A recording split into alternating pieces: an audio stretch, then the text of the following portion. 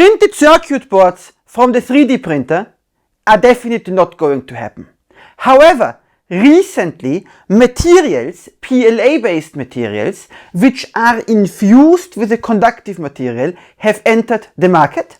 They are quite affordable and they permit some interesting conductive 3D printing and also pose some unique challenges.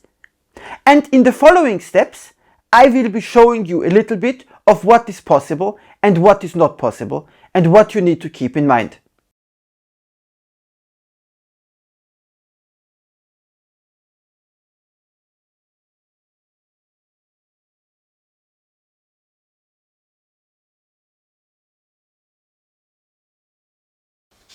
The material that we are going to be using today comes from a Hungarian company called Filaticum, but there are a few other firms on the market which basically offer something similar and the stuff behaves the same. And in particular, we are going to be looking at the electrical family where there is antistatic, ASD and conductive. And the three materials differ mainly in the resistance which they put up. When it comes to selecting the material, what is very important is you need to check that it fits the specifications of your printer. Especially some of the materials from the American market use very high-end 3D printers. And what I like about this Hungarian company is that their material just works with my old equipment. Because, well, the average here has this kind of equipment. And when it comes to the actual materials which we got three different animals. Filaticum conductive being the most conductive, Filaticum ASD being the second, and Filaticum antistatic being the least conductive. And over here we have a unit called the ohms square. This is basically the higher it gets, the more resistance we get, and it is a specific unit which for this video we don't need, but if there is interest I can make a later video explaining why the ohms square is the ohms square and how it actually works. As for the actual packaging, I can't say much because I got these as prototypes. Here, this is the conductive, it's black. This is the ASD, it's also black. And this is the antistatic, which is white and has a kind of strange glow. And before we dive in, I have to say that this material actually works so well for us that we printed by mistake some normal components and we didn't even recognize that we were using the material because it just printed so well.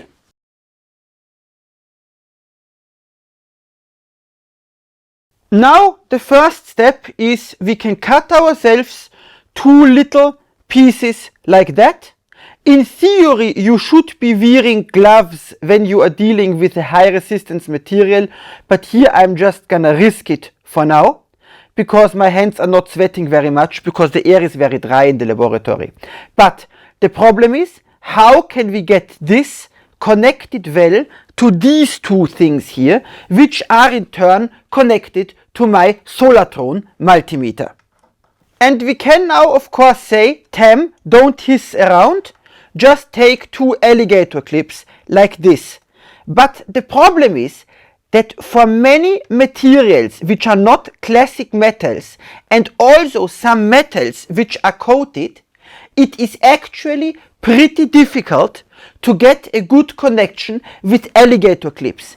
And what makes the situation even more funny is if you push the alligator clips like this, the value shown on the measuring instrument sometimes even will change. Here I'm using the Keithley because it has a better resistance measurement. And you see another issue with the alligator clips. If you touch them the wrong way while you push them together, you measure the body resistance. So in short, it's all in all not a very good idea to do it like this. And here, yes, now you see, if I bend it, the resistance becomes higher, then it becomes lower, now I bend it, it becomes higher again. So you see, it's just not a very reliable way to deal with the problem. And while there is a huge amount of companies, such as Omicron, whose equipment I've used in the past, who provide you all kind of test fixtures, for something like this, I just like a bit of a ghetto approach. I mean, hey, my dad's a Syrian Catholic, so I'm allowed to be ghetto. And what I in particular do is I take 2 of these washers, I take 2 of these nuts, and then I ram the material in here, and I close it by contra-rotating the screws. This is a bit difficult to film, but I'm going to try to show you how to do it. It goes in here. We want, of course, a very good connection, and then we tighten it a bit, and then we take ourselves 2 of these keys here. The one of them goes here, the other one goes here, and then we just give it a good tight, because this is a filament anyways, so we want to squash it together pretty well. And then we do this on both sides, and then we've got a Tamhana patented ghetto metrology equipment.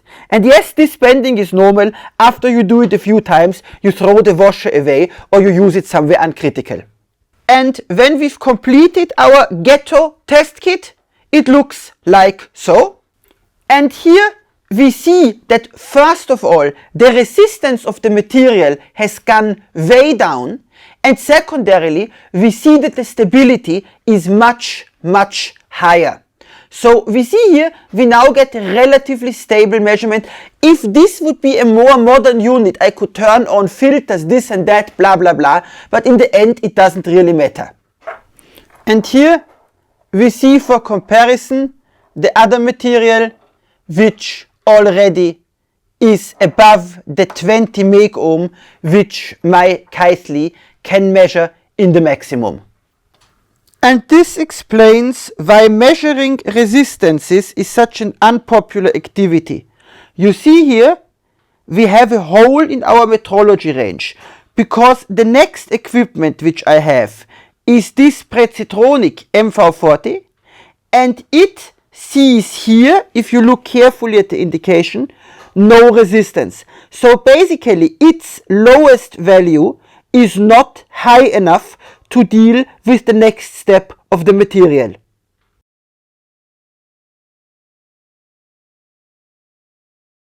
With this information which we have, it's already obvious that we cannot do PCBs. But another question remains, because we are looking at FDM 3D printing. And so, first things first, let's create a test kubus, like so, using OpenSCAD, which basically has the 2 holes, where we can then put in a screw or a nail or something like that. So the first experiment is, what type of connector do we put in there? The second interesting question then involves the alignment, as in whether we put the cube here like so, or as you see here, if I duplicate, then I can take it here and I can turn it like so, And the reason why we are doing this is, we can now slice this. We can go into the preview option here. And now we can look at the different layer structures in the Cura scanner. And we see, if we go here into the middle, we see that in the one case, the individual layers are connecting like so. And in the other case, we see that there is no such direct connection, and instead it's only basically the snout you see here. So there are 2 different ways to create the arrangement, and this of course also allows an analysis of the difference between the direct conduction and the interlayer resistance.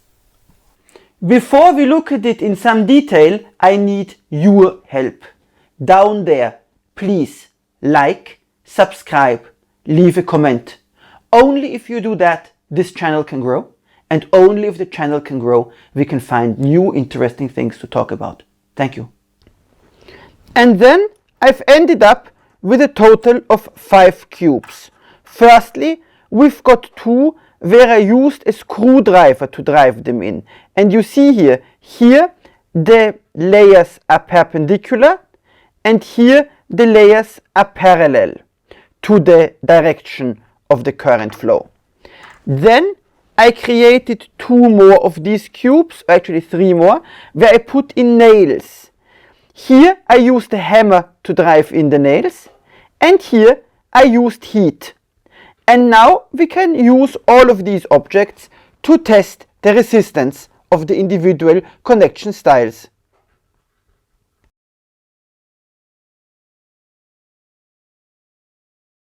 Our first battery of victims are the ones which have the layers like so.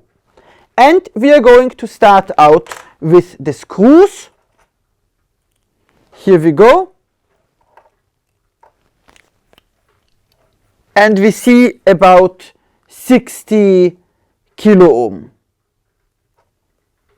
Next come the nails, and we see about 120 kilo ohms. So the nails are significantly less efficient than the screws were before. Next come the screws parallel. And we see here that the parallel screw object has by a decade of 10 higher resistance almost than what we had before with perpendicular.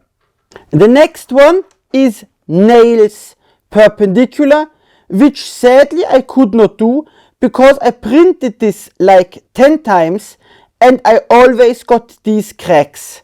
And later I experimented with 2 other models and found out that the screws in all cases were more efficient than the nails.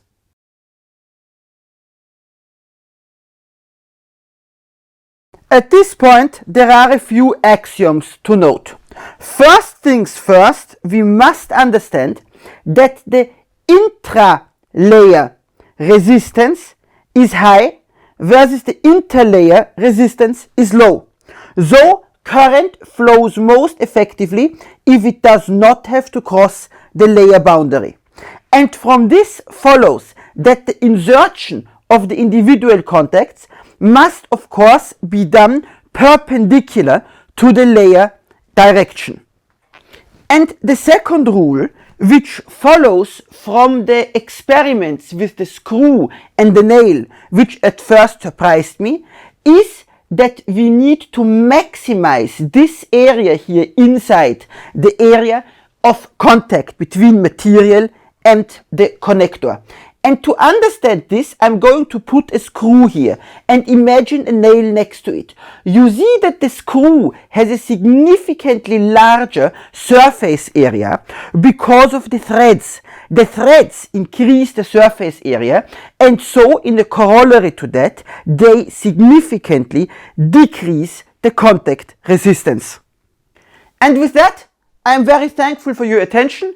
I hope that this video was useful, and see you soon next time. Thank you.